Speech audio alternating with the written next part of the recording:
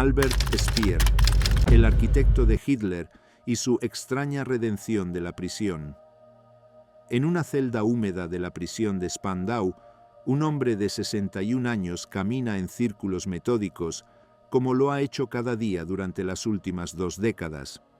Sus pasos trazan un camino imaginario que, según sus cálculos obsesivos, ya ha recorrido la distancia equivalente desde Berlín hasta Heidelberg, luego hasta Múnich, después hasta los Alpes austriacos. Ahora camina mentalmente por las estepas de Rusia, ese territorio donde millones de esclavos murieron construyendo sus sueños de grandeza arquitectónica. Albert Speer, el arquitecto que una vez diseñó estadios para albergar 400.000 devotos del nazismo, ahora mide su existencia en metros cuadrados de concreto carcelario. En sus manos arrugadas sostiene un lápiz y un cuaderno secreto, escribiendo las memorias que lo convertirán en el único líder nazi en expresar algo parecido al remordimiento, en el único condenado en Nuremberg que reconocerá su culpabilidad, aunque nunca confesará completamente la verdad sobre lo que realmente sabía. Esta noche de 1966, mientras camina su 21º año de cautiverio, Speer piensa en los millones que murieron para que sus edificios se levantaran, en los trenes de deportados que vio pasar hacia los campos, en las conversaciones con Himmler que nunca admitirá haber tenido. La redención que busca mediante sus pasos y sus palabras escritas es la última gran obra de arquitectura de su vida, pero esta vez no construye con mármol y granito, sino con omisiones cuidadosamente calculadas y medias verdades estratégicamente diseñadas. La pregunta que atormentará a los historiadores durante décadas es simple pero devastadora. ¿Puede un hombre que ayudó a sostener la maquinaria del genocidio más grande de la historia redimirse simplemente caminando en círculos y diciendo que lo lamenta? Capítulo 1. El ascenso del arquitecto soñador Berthold Conrad Hermann Albert Speer nació el 19 de marzo de 1905 en Mannheim, en el seno de una familia acomodada de arquitectos. Su padre, también llamado Albert, era un arquitecto exitoso que representaba todo lo que la Alemania guillermina consideraba respetable: profesionalismo, orden, tradición. La relación entre padre e hijo estaba marcada por una frialdad emocional típica de la alta burguesía alemana de principios del siglo XX, una distancia afectiva que Speer más tarde describiría como el vacío que lo hizo susceptible a la calidez manipuladora de Adolf Hitler. Creció en una atmósfera de privilegio material, pero austeridad emocional, rodeado de sirvientes y tutores, educado en las mejores instituciones, preparado para continuar el legado arquitectónico familiar sin cuestionamiento ni pasión.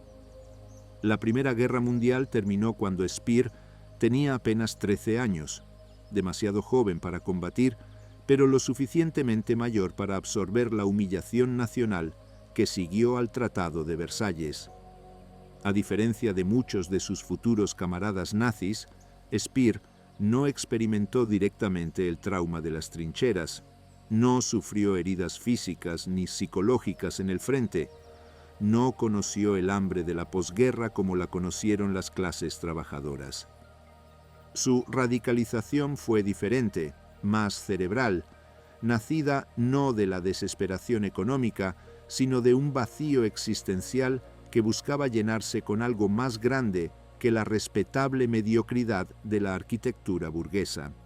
Estudió en las universidades de Karlsruhe, Múnich y Berlín, donde se convirtió en asistente del profesor Heinrich Tessenow, un arquitecto conservador que defendía la simplicidad y la funcionalidad frente a los excesos del modernismo.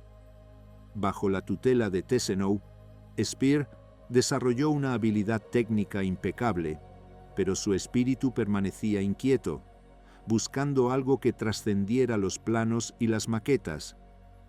El 6 de diciembre de 1930, La vida de Albert Speer cambió para siempre cuando asistió a un mitin nazi en el que Adolf Hitler pronunciaba uno de sus apasionados discursos.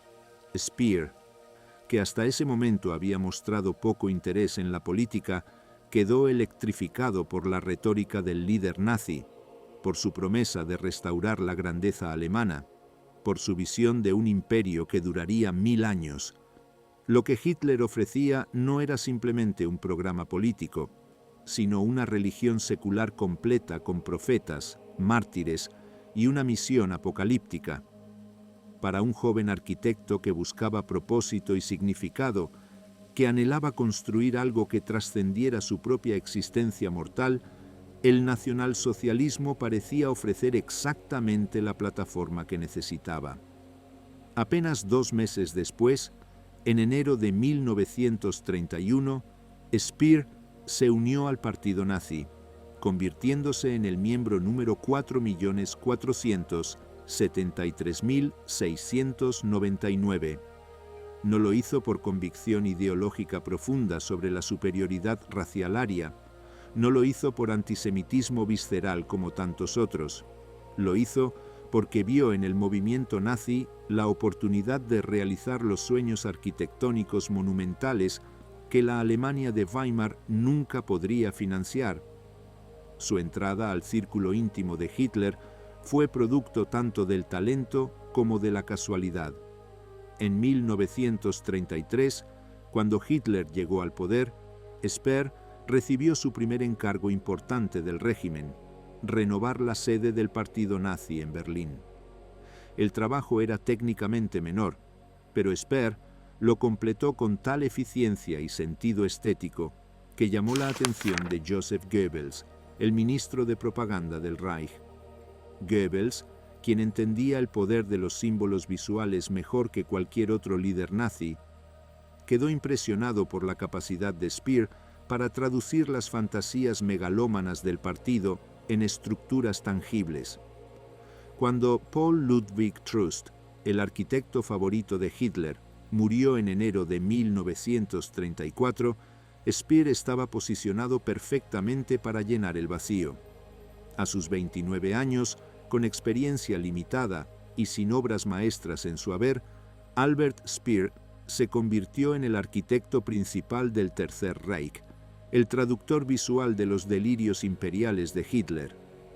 La relación entre Hitler y Speer trascendió rápidamente lo meramente profesional para convertirse en algo mucho más complejo y psicológicamente íntimo. Hitler, el artista frustrado que había sido rechazado 2 veces por la Academia de Bellas Artes de Viena, encontró en Speer al hijo arquitecto que nunca tuvo, al genio técnico que podía materializar las visiones grandiosas que él mismo nunca pudo realizar. Speer, por su parte, encontró en Hitler la figura paterna cálida y admiradora que su propio padre nunca fue, el mentor que valoraba su talento y le ofrecía proyectos que ningún otro arquitecto en la historia humana había tenido la oportunidad de concebir. Pasaban horas juntos discutiendo planos y maquetas, perdidos en fantasías arquitectónicas de edificios que eclipsarían las pirámides de Egipto y los palacios de Roma. Hitler hablaba obsesivamente de cómo sus estructuras comunicarían el poder eterno del Reich germánico a las generaciones futuras, de cómo los turistas del año 5000 caminarían asombrados entre las ruinas majestuosas de sus edificios, tal como los europeos modernos contemplaban los restos del Coliseo romano. Esta teoría del valor en ruinas, desarrollada por Speer, siguiendo las obsesiones de Hitler, sostenía que los edificios debían construirse de tal manera que incluso su eventual decadencia resultara estéticamente sublime y políticamente inspiradora. El primer gran proyecto de Speer fue el diseño de la celebración del Congreso del Partido Nazi en Nuremberg de 1934. Aquí creó lo que se convertiría en su contribución más icónica y siniestra a la estética nazi, la Catedral de Luz. Utilizando 130 reflectores antiaéreos, apuntados verticalmente hacia el cielo nocturno, Speer creó columnas de luz que se elevaban hasta una altura de 8.000 metros, formando una sala virtual de proporciones sobrenaturales. Las multitudes congregadas dentro de este templo de luz experimentaban algo cercano al éxtasis religioso, una sensación de pertenecer a algo infinitamente más grande que ellos mismos, de ser partículas en un organismo cósmico cuyo líder era el canal directo hacia el destino histórico de la raza aria. El embajador británico en Berlín, al presenciar el espectáculo, lo describió como una experiencia a la vez hermosa y aterradora, una frase que capturaría perfectamente toda la obra de Speer: la belleza puesta al servicio del terror, la estética monumentalizando la tiranía. Pero la Catedral de Luz era solo el preludio. El verdadero sueño arquitectónico de Hitler y Speer era la completa transformación de Berlín en Germania, la capital mundial del imperio de 1000 años que proyectaban construir. Los planos eran delirantes en su escala y ambición. Una avenida de 120 metros de ancho y 7 kilómetros de largo atravesaría el corazón de la ciudad, flanqueada por edificios ministeriales que empequeñecerían cualquier estructura existente en Europa. En un extremo se levantaría el Gran Salón del Pueblo, una cúpula tan inmensa que podría albergar 180.000 personas de pie, 16 veces el tamaño de la Basílica de San Pedro en Roma. La cúpula tendría 250 metros de altura y su apertura superior sería tan grande que los arquitectos calculaban que las nubes se formarían en su interior debido a la respiración colectiva de las multitudes. En el otro extremo de la avenida se alzaría un arco de triunfo tan masivo que el Arc de Triomphe de París podría caber fácilmente dentro de su abertura. Estos no eran simplemente edificios, eran declaraciones de supremacía absoluta, monumentos a la idea de que el pueblo alemán, bajo el liderazgo nazi, había trascendido las limitaciones humanas normales para convertirse en una fuerza histórica de proporciones geológicas. Para realizar estos proyectos faraónicos, Speer necesitaba recursos en una escala que ninguna democracia liberal podría o querría proporcionar. Aquí es donde la naturaleza criminal del régimen nazi se volvió no simplemente el contexto de su trabajo arquitectónico, sino su precondición esencial. Los edificios de Germania requerirían cantidades masivas de granito, mármol y piedra caliza. Speer estableció empresas de construcción y canteras que dependían enteramente del trabajo esclavo proporcionado por el sistema de campos de concentración de las SS. Miles de prisioneros políticos, judíos, prisioneros de guerra y otros denominados elementos indeseables fueron trabajados literalmente hasta la muerte en las canteras de granito de Mauthausen, Flossenbürg y Gross-Rosen.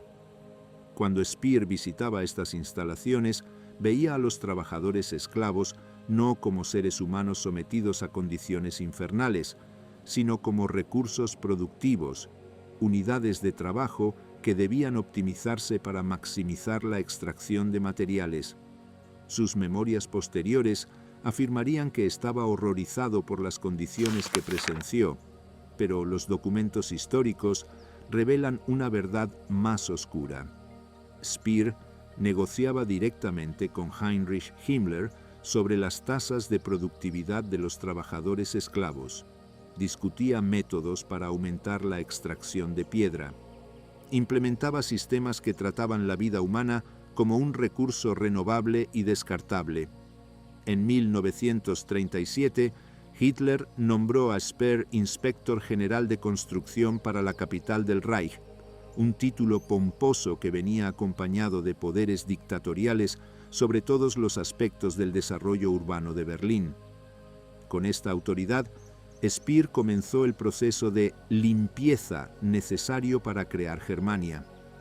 Decenas de miles de residentes berlineses, muchos de ellos judíos, fueron desalojados de sus hogares para hacer espacio a los proyectos monumentales. Speer supervisó personalmente estas expulsiones, mostrando la misma eficiencia despiadada que aplicaba a todos sus proyectos. Los desalojados judíos no eran simplemente trasladados a otros barrios. Eran concentrados en casas judías superpobladas como preludio a su eventual deportación a los campos de exterminio. Speer más tarde negaría conocimiento de estos destinos finales, pero su posición en la jerarquía nazi y su estrecha relación con Hitler hacen esta afirmación de ignorancia profundamente inverosímil. Lo que es indiscutible es que las deportaciones de judíos berlineses facilitaban directamente sus ambiciones arquitectónicas, liberando propiedades valiosas y eliminando poblaciones que el régimen consideraba incompatibles con la estética racial de la nueva capital. La Segunda Guerra Mundial, que comenzó en septiembre de 1939 con la invasión de Polonia, debería haber significado el fin de los sueños arquitectónicos de Speer. La construcción de Germania requería paz, recursos y tiempo, ninguno de los cuales estaba disponible durante una guerra total.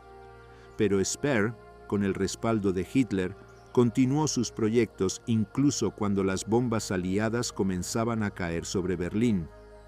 Insistía en que los trabajos monumentales debían continuar precisamente porque la guerra haría que la eventual victoria fuera aún más gloriosa, requiriendo celebraciones en una escala arquitectónica apropiada.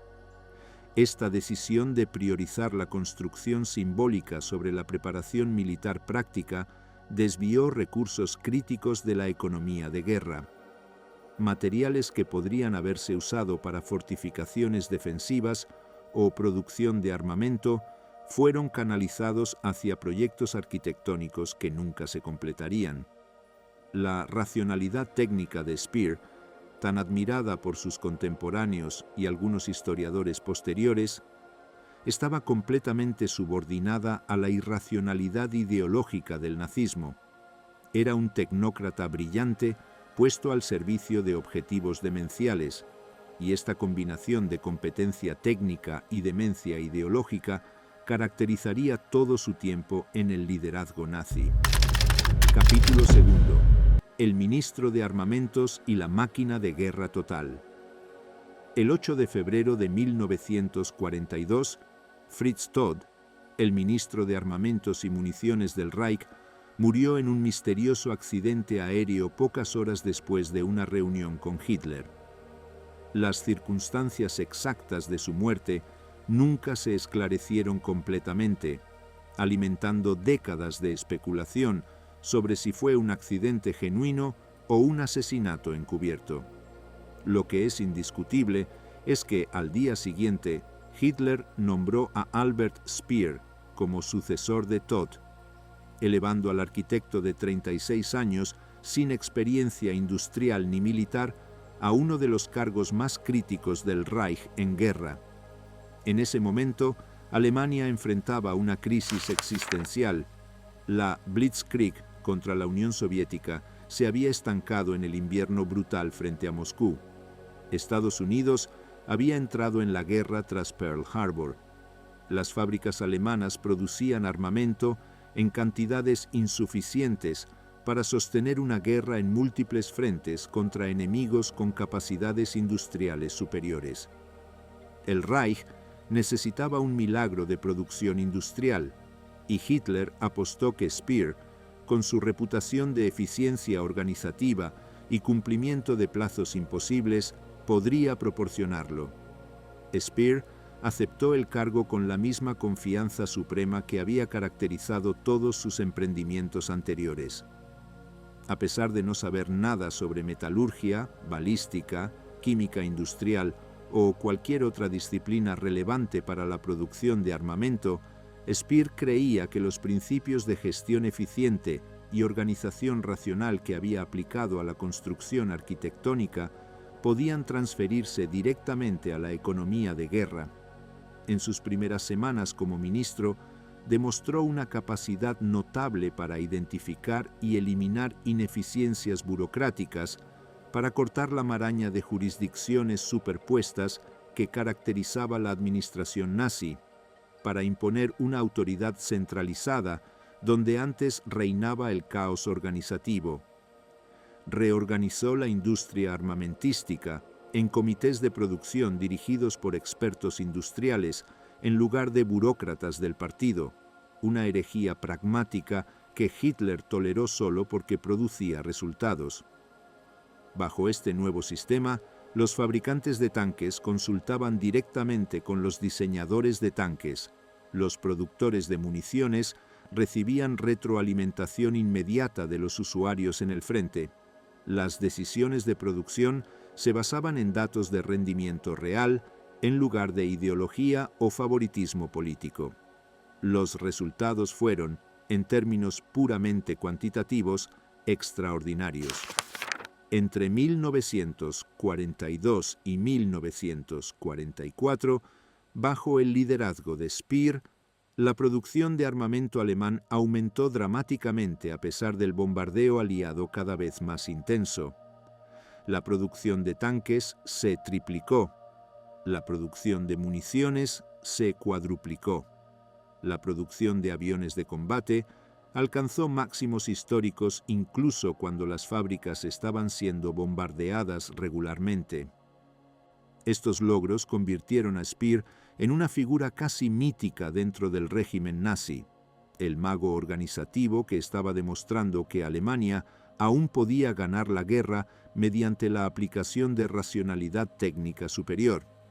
Goebbels lo celebraba en la propaganda como el ejemplo perfecto del nuevo tipo de líder nazi, joven, educado, eficiente, libre de la corrupción y el fanatismo de la vieja guardia del partido.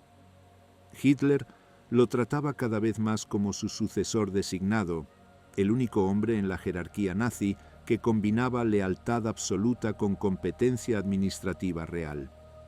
Pero esta narrativa de eficiencia milagrosa oculta una realidad mucho más oscura. Los aumentos de producción de Speer no fueron producto de innovación técnica o reorganización brillante únicamente. Fueron producto del uso masivo y sistemático de trabajo esclavo en una escala sin precedentes en la historia moderna. Para alcanzar sus objetivos de producción, Speer coordinó con las SS la provisión de millones de trabajadores forzados de toda la Europa ocupada. Prisioneros de guerra soviéticos, trabajadores civiles deportados de Polonia, Francia, los Países Bajos y otros territorios ocupados, prisioneros de campos de concentración, todos fueron convertidos en engranajes de la máquina de producción de armamento de Speer.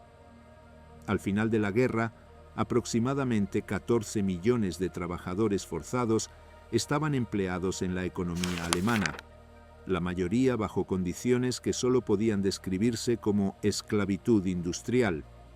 De estos, varios millones trabajaban directamente en sectores bajo el control de Speer, produciendo los tanques, aviones y municiones que extendieron la guerra y multiplicaron el sufrimiento humano. Las condiciones bajo las cuales estos trabajadores esclavos laboraban eran deliberadamente letales. En las fábricas subterráneas donde se producían los cohetes B-2, construidas dentro de túneles excavados en las montañas del Harz, cerca de Nordhausen, los prisioneros trabajaban turnos de 18 horas en oscuridad casi total, respirando aire contaminado con polvo de roca y vapores químicos tóxicos. No tenían ropa de cama adecuada, recibían raciones de hambre calculadas para proporcionar el mínimo de calorías necesarias para mantener la productividad laboral antes de la muerte por inanición. Los que colapsaban por agotamiento eran golpeados hasta que se levantaban o ejecutados sumariamente como ejemplo para otros. Las tasas de mortalidad en estas instalaciones superaban el 50% anual. Más personas murieron construyendo los cohetes UP-2 que las que murieron como resultado de su uso contra Londres y Amberes. Esta era la ecuación fundamental de la economía de guerra de Speer: vida humana intercambiada por producción de armamento a tasas que ninguna sociedad civilizada consideraría por un momento, pero que el régimen nazi implementaba con la misma eficiencia fría que aplicaba a todas sus atrocidades. Speer visitaba regularmente estas instalaciones de producción, inspeccionaba las líneas de montaje, revisaba las estadísticas de producción, discutía problemas técnicos con los ingenieros.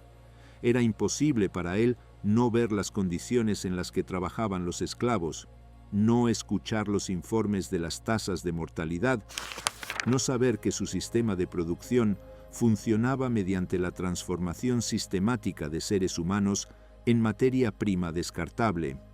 Sin embargo, en sus memorias de posguerra, Speer afirmaría consistentemente que, aunque sabía que se usaba trabajo forzado, desconocía las condiciones específicas y que, cuando se enteraba de abusos particulares, intervenía para corregirlos. Esta narrativa de ignorancia selectiva e intervención humanitaria se convertiría en la piedra angular de su estrategia de defensa en Nuremberg y en su rehabilitación de posguerra. Pero los documentos históricos pintan un cuadro diferente. Speer no solo sabía sobre las condiciones letales, las consideraba una característica necesaria del sistema, no un error. En reuniones con otros líderes nazis, discutía abiertamente la necesidad de exprimir el máximo rendimiento de los trabajadores antes de su inevitable colapso físico. Cuando Heinrich Himmler le ofreció aumentar las asignaciones de prisioneros de campos de concentración para sus proyectos, Speer aceptaba con gratitud, completamente consciente de que estos prisioneros serían literalmente trabajados hasta la muerte. La relación de Speer con el Holocausto es quizás el aspecto más controvertido y debatido de su biografía. Después de la guerra, Speer mantendría consistentemente que no sabía nada sobre el programa sistemático de exterminio de judíos europeos hasta el final de la guerra, que había estado tan absorto en los desafíos técnicos de la producción de armamento que los aspectos ideológicos del régimen permanecían fuera de su conocimiento o interés. Esta afirmación de ignorancia fue aceptada sorprendentemente durante décadas, en parte porque Speer la presentaba con tal convicción aparente y arrepentimiento aparente que incluso algunos de sus interrogadores y jueces querían creerle. Pero la investigación histórica posterior ha demolido sistemáticamente esta narrativa. Speer estaba presente en la conferencia de Posen de octubre de 1943, donde Heinrich Himmler pronunció su infame discurso describiendo explícitamente el exterminio de los judíos como una página gloriosa aunque secreta de la historia alemana. Aunque Speer más tarde afirmaría haber salido de la sala antes de este segmento del discurso, el registro de asistencia y los testimonios de otros participantes confirman que estuvo presente durante todo el evento. Más allá de este incidente específico, la posición de Speer dentro de la jerarquía nazi hacía que la ignorancia del Holocausto fuera esencialmente imposible.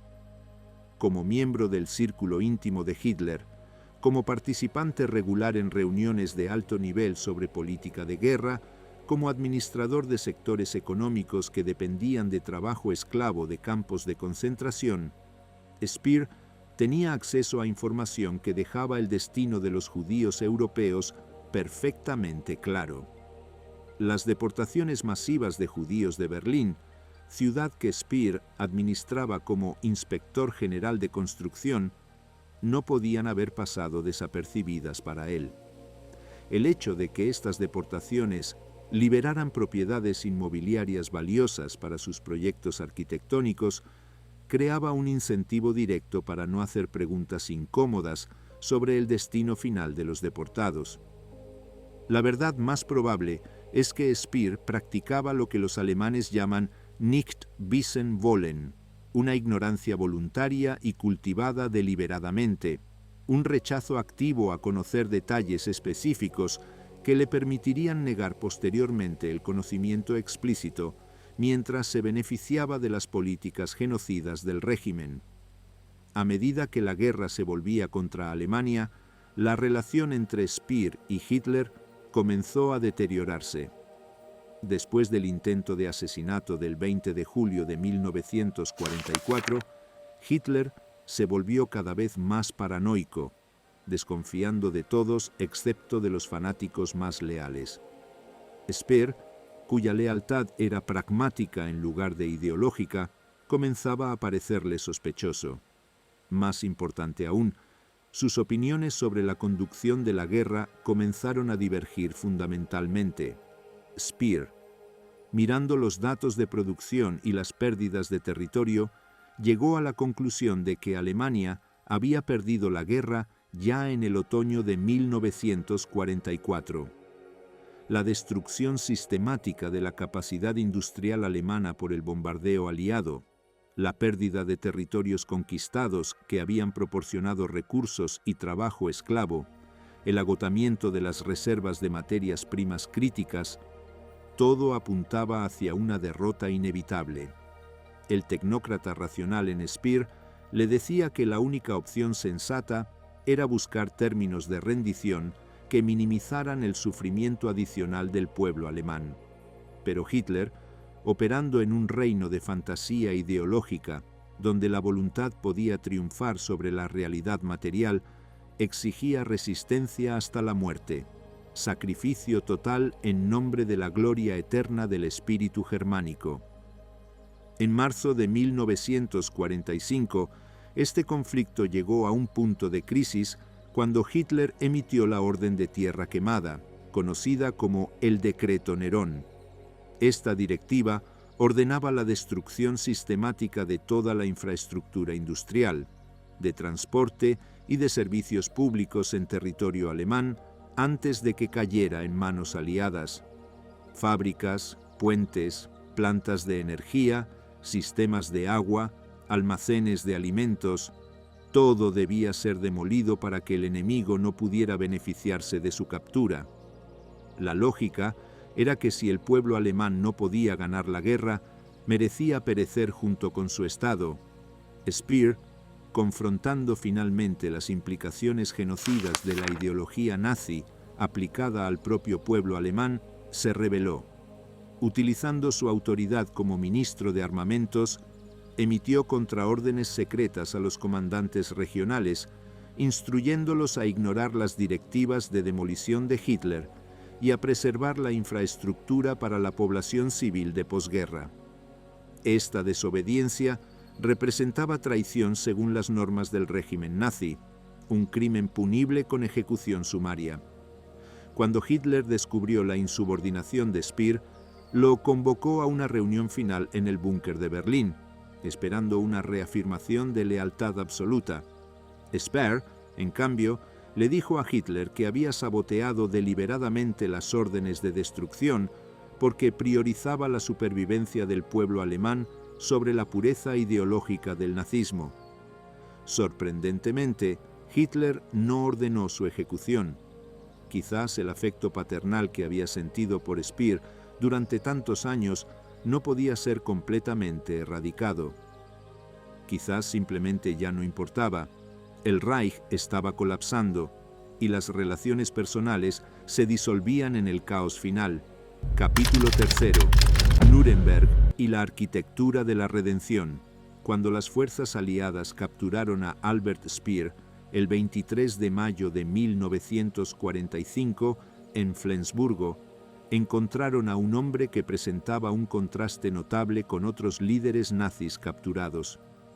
Mientras Hermann Göring se mostraba desafiante y arrogante, mientras Joachim von Ribbentrop insistía en que había sido un mero diplomático siguiendo órdenes, mientras Julius Streicher escupía antisemitismo incluso en su celda de prisión, Speer adoptó inmediatamente una postura de cooperación calculada. Desde sus primeros interrogatorios, quedó claro que Speer entendía que la narrativa de posguerra importaría tanto como los hechos de la guerra misma. Había sido el maestro de la propaganda arquitectónica, diseñando estructuras que comunicaban mensajes de poder y eternidad. Ahora aplicaría esas mismas habilidades a la construcción de una narrativa personal que podría, si se ejecutaba con suficiente cuidado, rescatar algo de su reputación de las ruinas del Tercer Reich. Su estrategia era brillante en su simplicidad psicológica. En lugar de negar su participación en el régimen nazi o minimizar sus crímenes, Speer admitiría libremente su culpabilidad colectiva como miembro del liderazgo nazi, expresaría arrepentimiento profundo por el sufrimiento causado, pero mantendría ignorancia específica de los peores crímenes, particularmente el Holocausto. Esta admisión parcial de culpabilidad lo distinguía inmediatamente de otros acusados en Nuremberg, creando la impresión de un hombre honesto luchando con su conciencia en lugar de un criminal intentando evadir la justicia.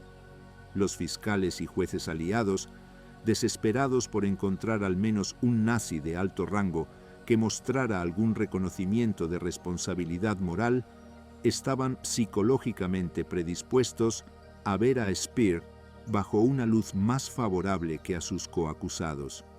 Speer entendía intuitivamente que en el teatro moral de Nuremberg el arrepentimiento performativo tenía valor de moneda y lo gastaba sabiamente.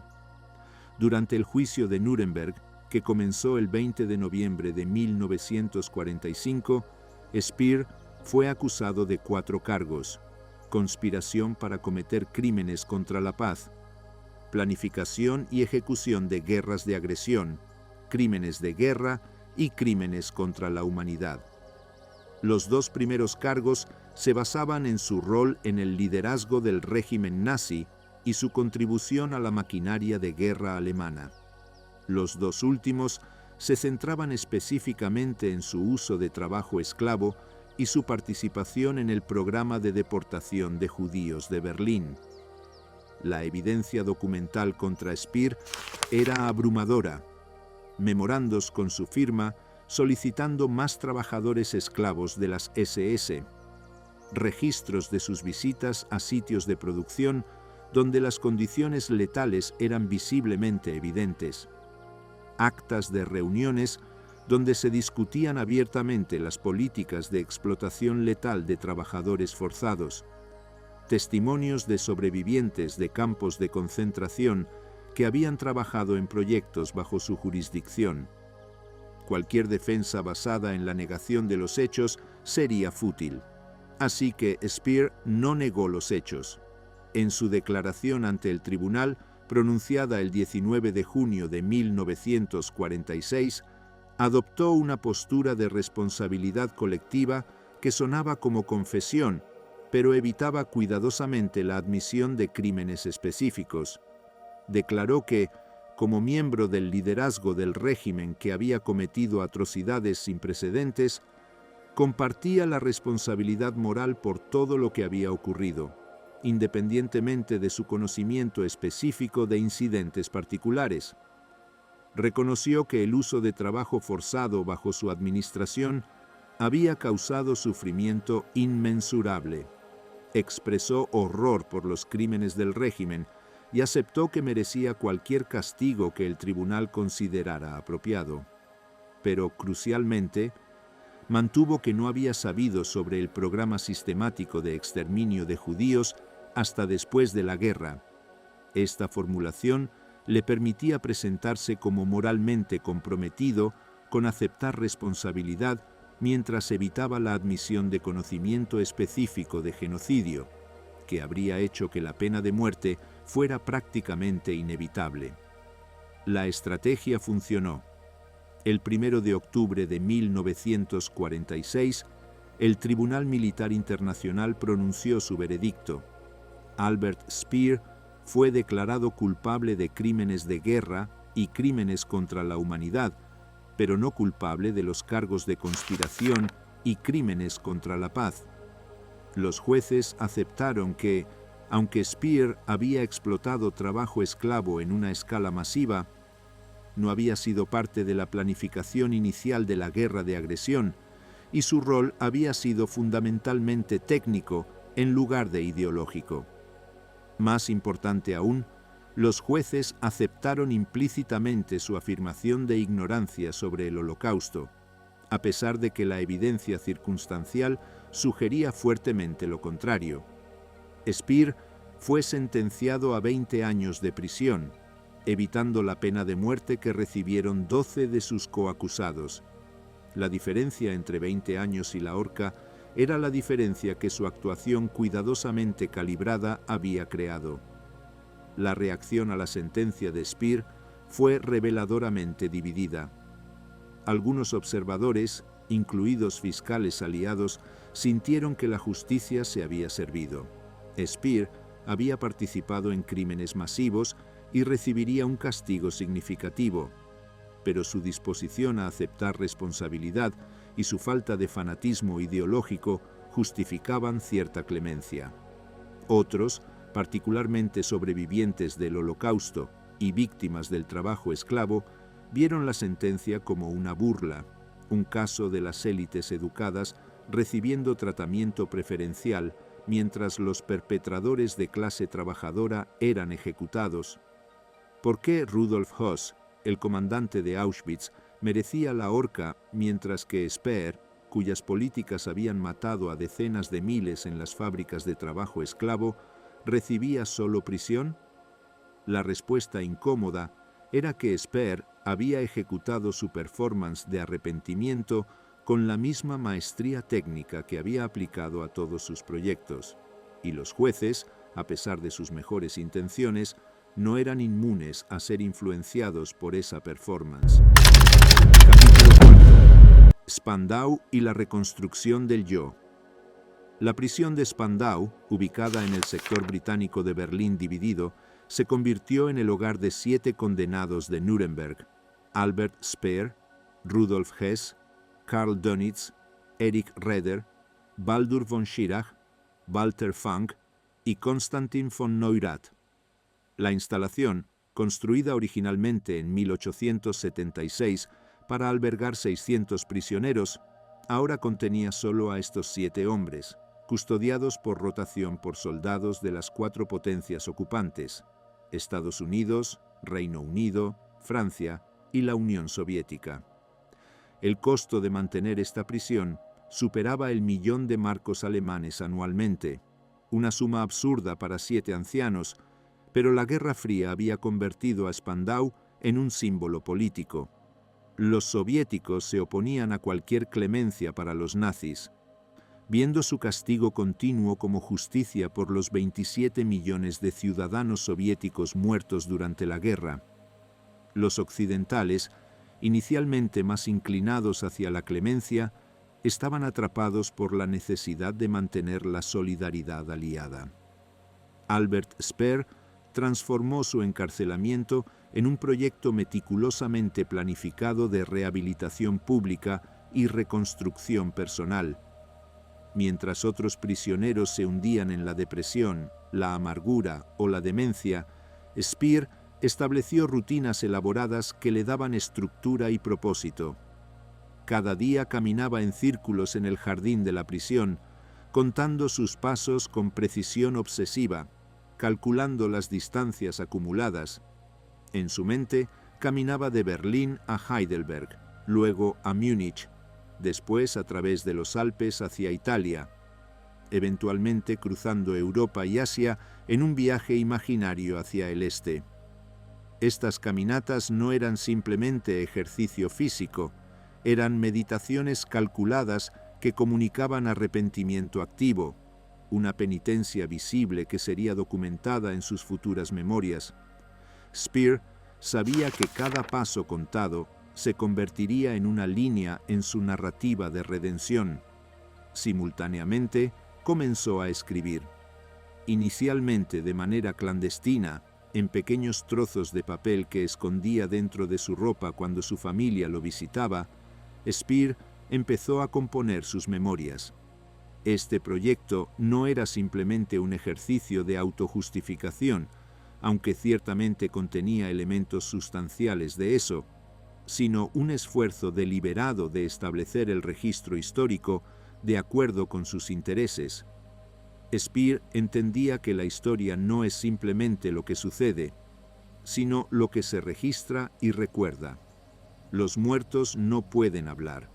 Los documentos pueden ser interpretados de múltiples maneras. Los testigos pueden ser refutados o sus credenciales cuestionadas.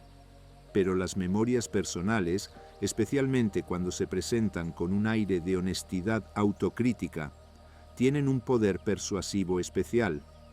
Speer se propuso escribir la versión definitiva de su propia historia, una versión que reconocería crímenes suficientes para parecer honesta, pero omitiría detalles específicos que lo incriminarían irrevocablemente. Sus escritos retrataban a un hombre que había sido seducido por las posibilidades técnicas que el nazismo ofrecía, que había estado tan absorto en los desafíos de construir y producir, que había ignorado o minimizado las implicaciones morales de a quién servía. Se presentaba como un tecnócrata apolítico, un experto que aplicaba sus habilidades sin considerar suficientemente los fines a los que se aplicaban.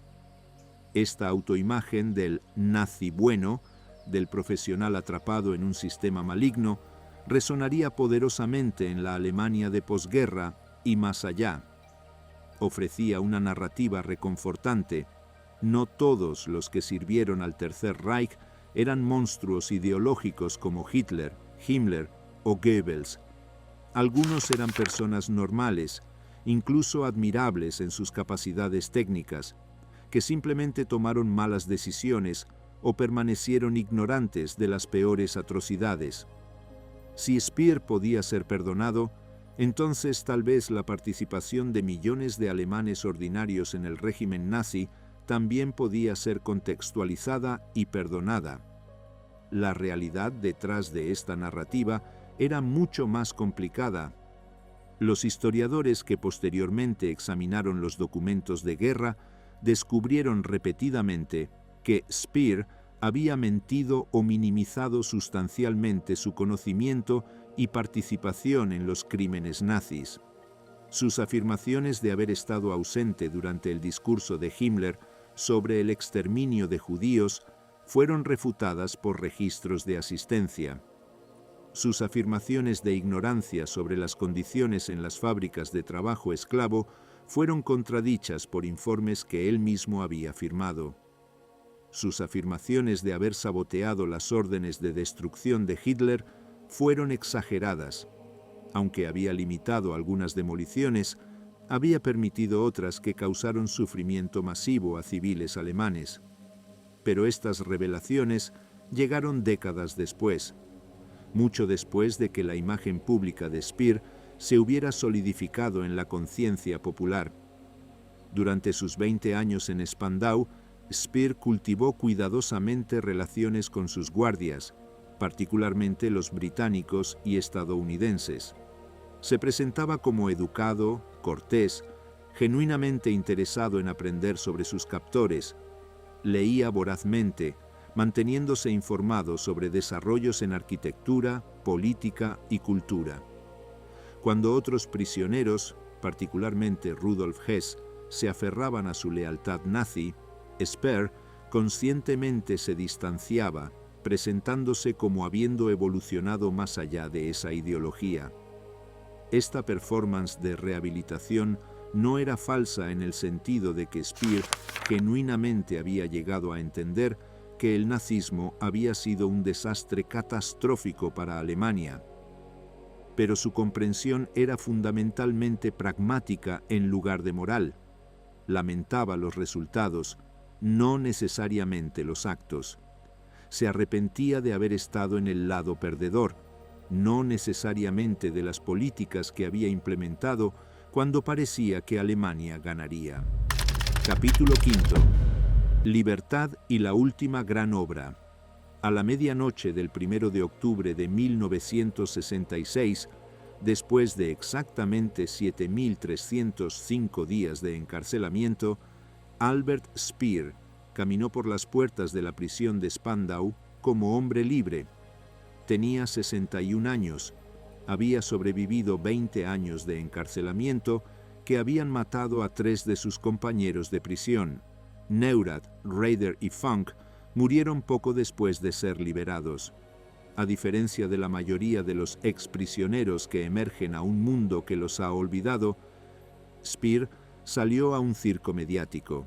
Docenas de periodistas de todo el mundo esperaban para fotografiarlo, entrevistarlo, obtener la primera declaración del hombre que había sido el confidente más cercano de Hitler y el único líder nazi en expresar arrepentimiento.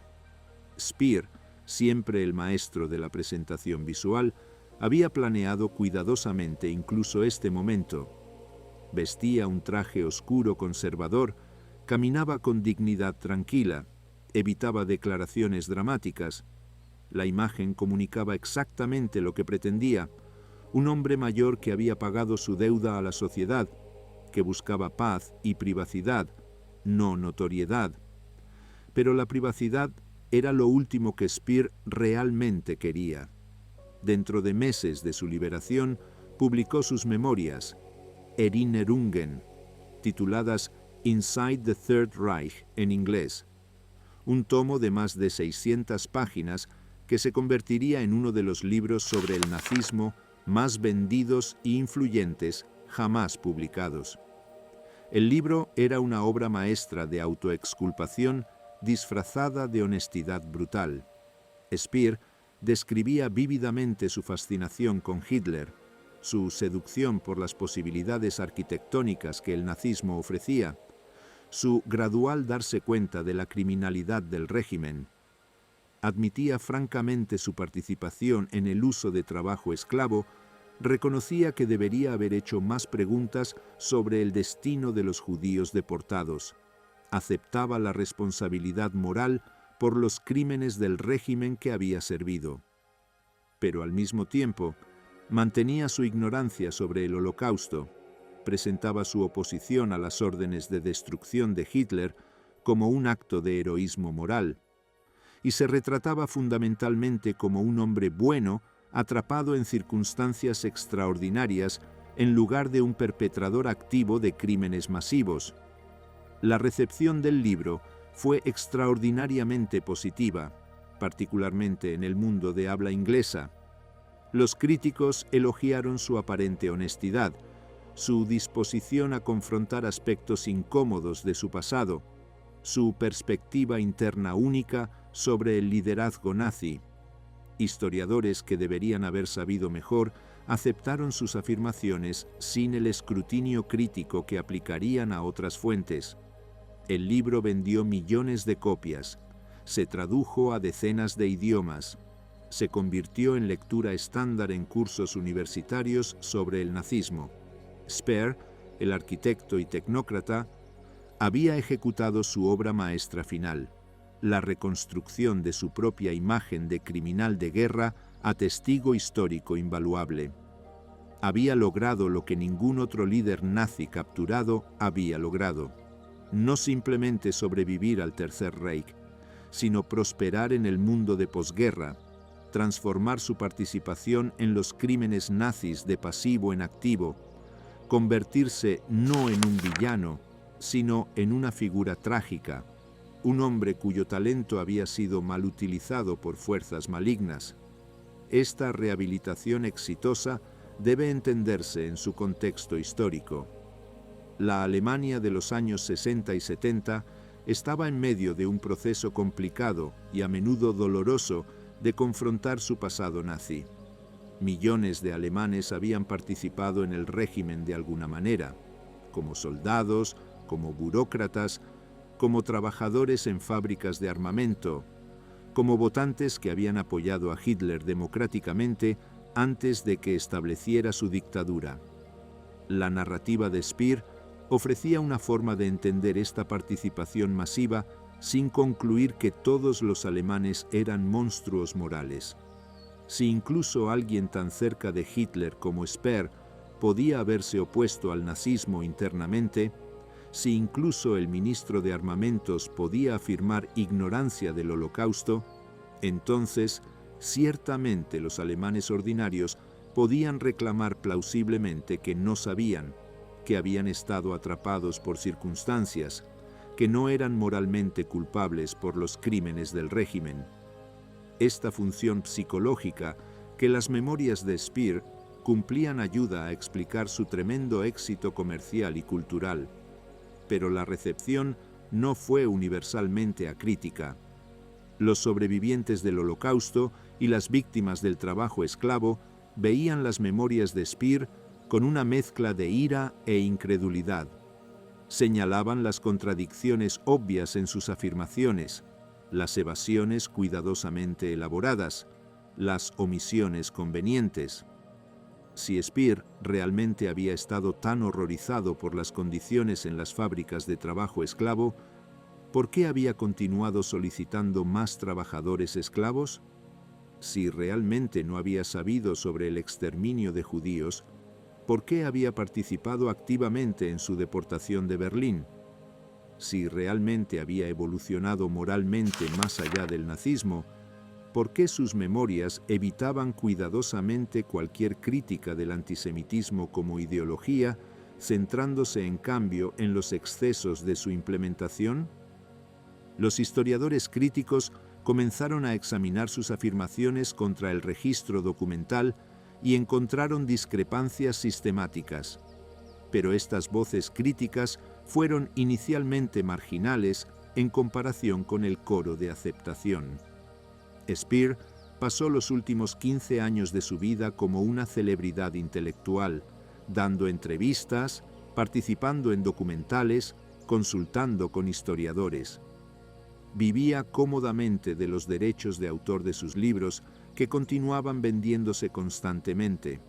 Se presentaba como un hombre perseguido por su pasado, buscando sinceramente entenderlo y aprender de él. En 1975 publicó Spandau, The Secret Diaries, basado en las notas que había sacado de contrabando de prisión, que proporcionaban una mirada aún más íntima a su transformación psicológica durante el encarcelamiento. Una vez más, el libro fue un éxito comercial, consolidando aún más su imagen como el nazi arrepentido, el hombre que había confrontado sus demonios y emergido moralmente purificado. Pero incluso mientras cultivaba esta imagen pública, Speer continuaba protegiendo secretos. Nunca admitió plenamente el alcance de su conocimiento sobre el Holocausto. Nunca reconoció que su oposición a las órdenes de destrucción de Hitler había sido más limitada de lo que afirmaba. Nunca reveló las conversaciones específicas que tuvo con Himmler sobre las tasas de mortalidad de trabajadores esclavos. Cuando confrontado con documentos que contradecían sus memorias, inventaba explicaciones, cuestionaba la autenticidad de los documentos o afirmaba no recordar. Su supuesta honestidad tenía límites cuidadosamente definidos, calculados para presentar la imagen más favorable posible sin exponer evidencia que podría reabrir la cuestión de su culpabilidad criminal. Epílogo. El legado ambiguo. Albert Speer murió el 1 de septiembre de 1981 en Londres, donde había viajado para dar una entrevista a la BBC. Tenía 76 años. La causa de la muerte fue un derrame cerebral. Su funeral en Heidelberg fue un evento discreto, atendido por su familia y algunos amigos cercanos. Los obituarios en los principales periódicos reflejaban la ambigüedad fundamental de su legado. The New York Times lo describió como el confidente de Hitler, que expresó arrepentimiento. The Guardian lo llamó el nazi que dijo que lo sentía. Incluso en la muerte, Speer existía en una categoría única, ni completamente condenado ni completamente perdonado, una figura que desafiaba la clasificación moral simple. En las décadas desde su muerte, la evaluación histórica de Speer ha evolucionado significativamente. La investigación académica ha demolido sistemáticamente muchas de sus afirmaciones centrales. El historiador alemán Matthias Schmidt, en su biografía de 1982, proporcionó evidencia documental de que Speer había estado presente durante todo el discurso de Himmler sobre el exterminio de judíos. El historiador Dan van der Vat, en su trabajo de 2005, demostró que Speer había mentido sobre su oposición a las órdenes de destrucción de Hitler. El trabajo de Gita Sereni, basado en entrevistas extensas con Speer antes de su muerte, reveló a un hombre que incluso en sus momentos más aparentemente honestos, continuaba evadiendo y manipulando. La imagen del tecnócrata apolítico ha sido reemplazada en la historiografía académica con un retrato más preciso de un perpetrador consciente que usó su inteligencia y habilidades de presentación para minimizar su culpabilidad.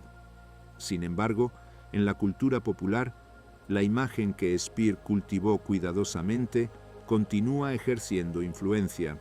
Sus memorias todavía se reimprimen y venden.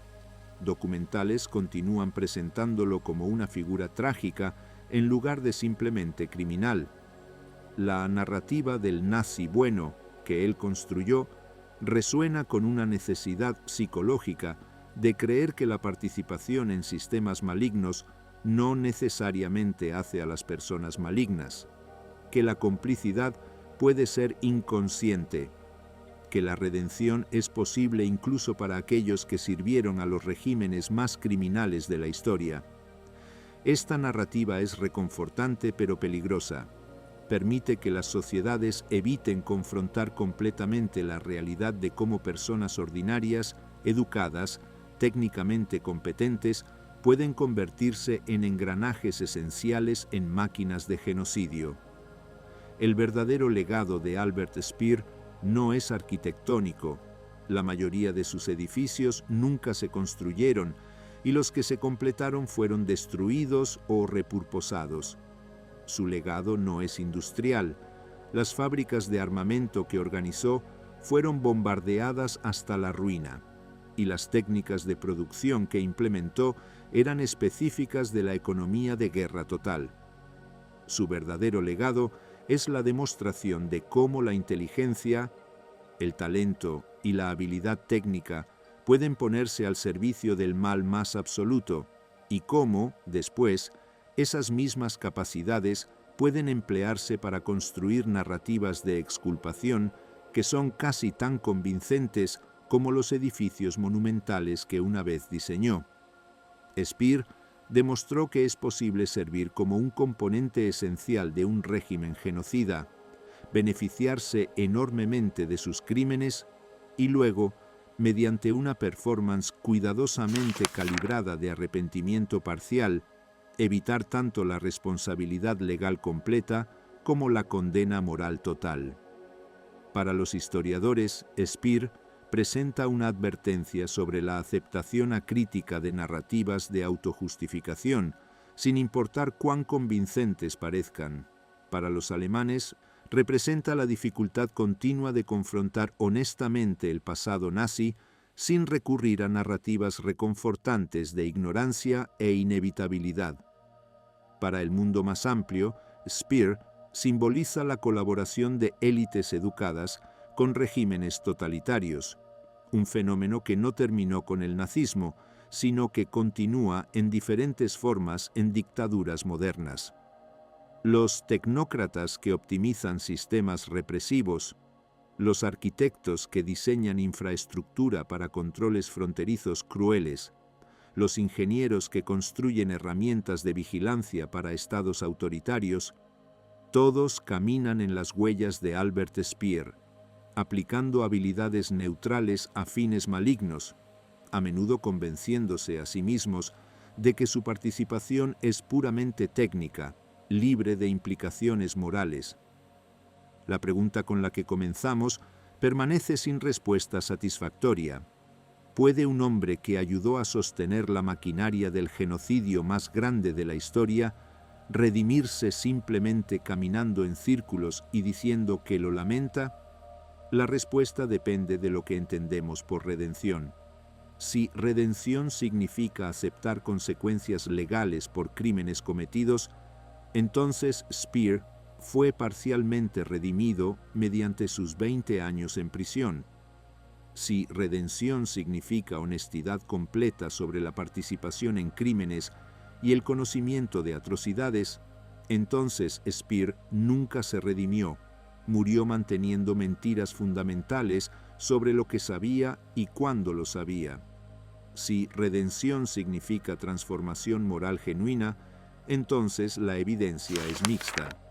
Speer claramente llegó a entender que el nazismo había sido desastroso, pero su comprensión parecía centrarse en las consecuencias para Alemania en lugar de en el sufrimiento infligido a las víctimas. Quizás la lección final de Albert Speer es que la redención verdadera, a diferencia de su simulación convincente, requiere un nivel de honestidad radical que está más allá de la capacidad de la mayoría de los perpetradores. Requiere renunciar a narrativas autoprotectoras, admitir conocimiento que uno previamente negó, aceptar que las acciones propias causaron sufrimiento inmensurable sin el refugio de la ignorancia o la inevitabilidad. Speer nunca alcanzó este nivel de honestidad. Hasta su último día, construía y reconstruía su propia imagen con el mismo cuidado que había aplicado a sus diseños arquitectónicos. La diferencia es que los edificios eventualmente pueden ser demolidos. Pero las narrativas que construimos sobre nosotros mismos, especialmente cuando son lo suficientemente convincentes para engañar no solo a otros, sino también a nosotros mismos, pueden sobrevivir incluso después de que todos los que conocieron la verdad hayan muerto. En la celda de Spandau, donde Albert Speer caminó decenas de miles de kilómetros imaginarios, en los manuscritos donde escribió cientos de miles de palabras de autoexculpación parcial, en las memorias que convenció a millones de lectores de aceptar, vemos la última gran obra arquitectónica de su vida. No estaba construida de mármol o granito, sino de palabras cuidadosamente seleccionadas, omisiones estratégicas y medias verdades presentadas con tal convicción que incluso observadores sofisticados las aceptaron como el testimonio honesto de un hombre transformado. Esta estructura narrativa ha demostrado ser más duradera que cualquiera de sus edificios físicos. Permanece de pie todavía, engañando a nuevas generaciones, protegiendo la memoria de su arquitecto de la condena total que sus acciones merecerían, demostrando que el genio técnico aplicado a la autopreservación puede ser tan efectivo como el genio técnico aplicado a la ingeniería o el diseño. Albert Speer fue el arquitecto de Hitler, sí, pero finalmente fue el arquitecto más habilidoso de su propia leyenda complicada y profundamente problemática.